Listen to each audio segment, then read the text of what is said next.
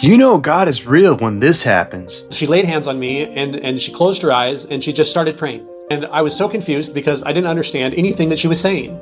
And the more that I listened to her, the more that I realized she's not speaking English. She's speaking something else. It doesn't sound like really anything that I've ever heard before. She's just sort of speaking gibberish, but she's very serious about it.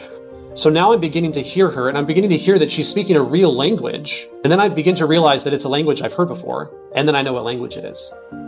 She's speaking Hebrew, modern Hebrew. And I was so shocked because I know my sister. I know that she's never studied Hebrew before. She can't speak this language. How is she praying in a language that she has never learned before? That does not make sense. And I begin to kind of feel afraid.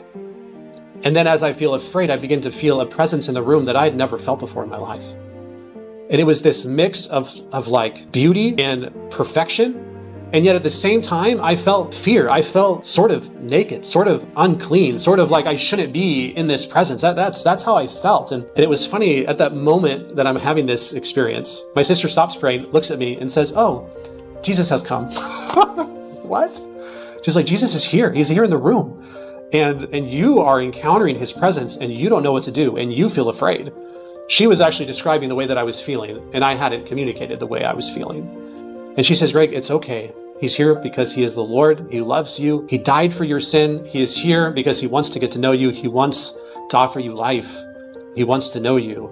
He wants you to believe him. He wants you to surrender everything to him and follow him. That's why he is showing himself to you." And I just kind of sat there and I said, "Well, okay, what do you want to do next?" And she said, "I think we're supposed to keep praying."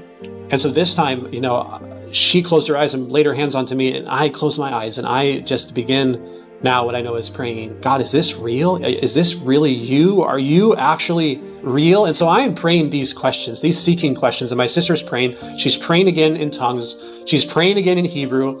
I'm seeking now what's real. And again, the presence of God comes. And again, I feel this weird blend of like perfection and righteousness, and yet justice and uncleanliness and unrighteousness. Dirty is how I felt all at the same time. And then I just was like immediately start weeping, and I start saying out loud, "I know you're here, but I'm too dirty for you. I'm too dirty to be in your presence."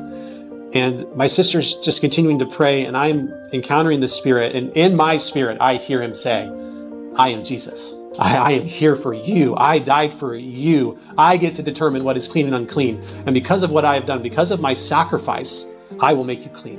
You are clean to me if you surrender your life to me." If you want to be sure that you're going to go to heaven when you die, watch the video I have pinned below.